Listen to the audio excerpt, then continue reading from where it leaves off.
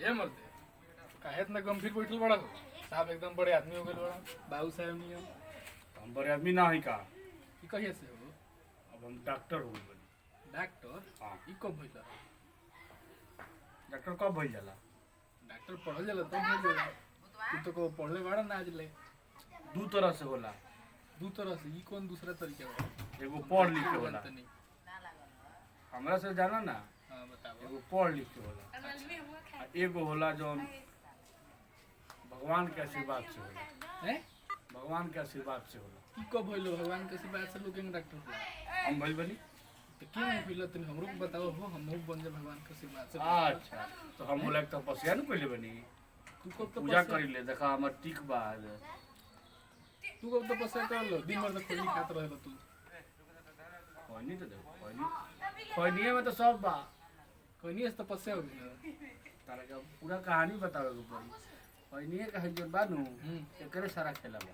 कोई से ई के हो देखो दुख के समय हमार चलता, आमदनी हइले नहीं खे, वही में है कोरोना तोरोना। अच्छा तो हम भगवान से कहनी ये भगवान जी हमरा के 2 रुपया कमाए के व्यवस्था दी। तो भगवान जी हमरा के कहनी जे ठीक बा।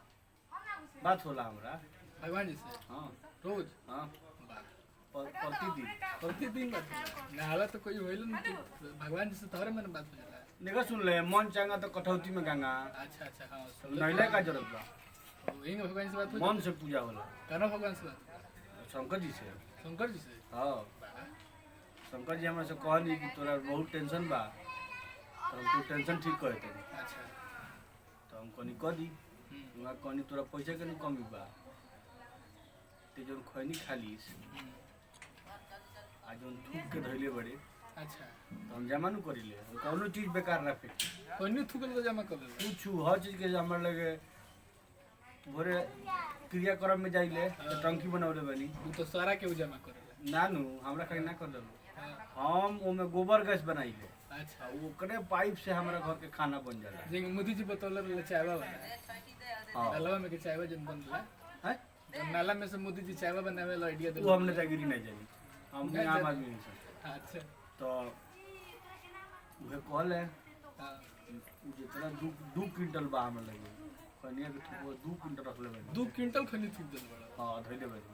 वाह ओकरे के शंकर भगवान का कोई नहीं है जे कैंसर के दवाई बना दे। ओकरा के हां हमर 2 क्विंटल खनी के थुक देला तो खाना ना खाला खाली खनिए खाला हमरे तमाश से खाई हमरा कोई नहीं खातो कम से कम 64-65 वर्ष। 64 तो दोबारा कोई बरिस के हो तेरी दे मतलब इतनो बार ना बुझाला तारा। कोई बरिस के हो हमार उम्र तो तू 90-95 बरिस का होबो काहे उतना हो जाए? तब कितना हमार उम्र अभी 27 वर्ष है। 64-65 बरिस अरे दिन रात ना जोड़ भैया सब जोड़ा ना। दिन दिन रात रात जोड़े। सुबह शाम सब जोड़ला। सब जोड़ा ला एक तू ये पढ़ले बड़ा तू पटना का तू पढ़ेला का फायदा पड़ला? सुनो फिर बीच में टोक देबा हमर लय टूट जाई। बताओ बताओ तो एक चिटकी उम्र से हम जेकरा के दे देता नहीं ओकर कैंसर ठीक हो जाता। अच्छा अब डॉक्टर हो गइल बनी तो तनी गंभीर रहे के पड़ी। तो गंभीर रहत तनी घर तर के बारे से सब बात बताए तनी। अच्छा अच्छा ना तो ई बतिया बतावे खातिर हम 300 रुपया फीस लिए। 300 रुपये फीस ले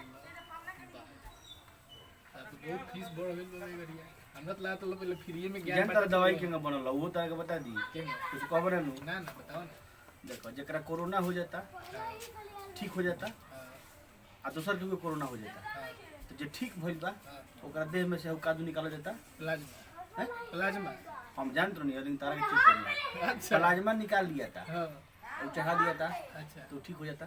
हां वही पर हम दिमाग लगैनी। अच्छा कैंसर कौन चीज से होला? 325 वाला बहुत कुछ तंबाकू से ज्यादातर अधिकांश रूप से तो होला तंबाकू है नहीं। तो हम कहनी जे इनके के सुखवा के बनवाए तनी हमार भगवानो हमारा बात के समर्थन कैनी। वहाँ कहनी ते मेहनत मत कर हम काम करे मेहनत कैनी आ हमरे बतिया मान गई खनिया वाला कनिया वाला आज ठीक कहत रहे चला हो गई। अब एबरा कोई पैसा कहाँ कमी बा? हां सब दूर बेचा से के लोग आवता बेचाता कौन चीज खनिया से बात तो हम अपन दिमाग लगा देनी है।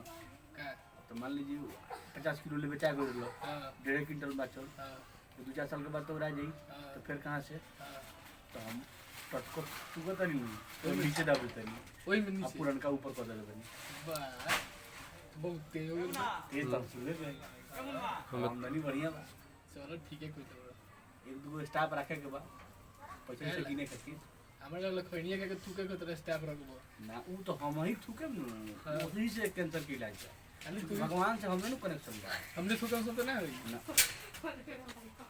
अच्छा हम को ट्राई करी और डॉक्टर बने खातिर हां ऊ केना हो जाइयो हम बहुत तपस्या करे तपस्या- ऐसे नहाइल धोइल मुंह छोड़ देते हां हम बहुत तपस्या करे और ये बहुत विधि करी ले जोन हम रात के करी ले का करला ऊ काहे बताई ना बच्चे ना ऊ काहे बताई अब केहू अपना पेट पर लत मारी आधा बता दो काट के सौतीन ना भावे हमरा एगो डॉक्टर के डॉक्टर भावी अच्छा तो हम 200 रुपया बना ले बनावो जाना बहुत देर चाट डाला ठीक हो जा जा, बहुत जा। झूठ बोलते रहो खैनी से लोग बीमारी ठीक होता है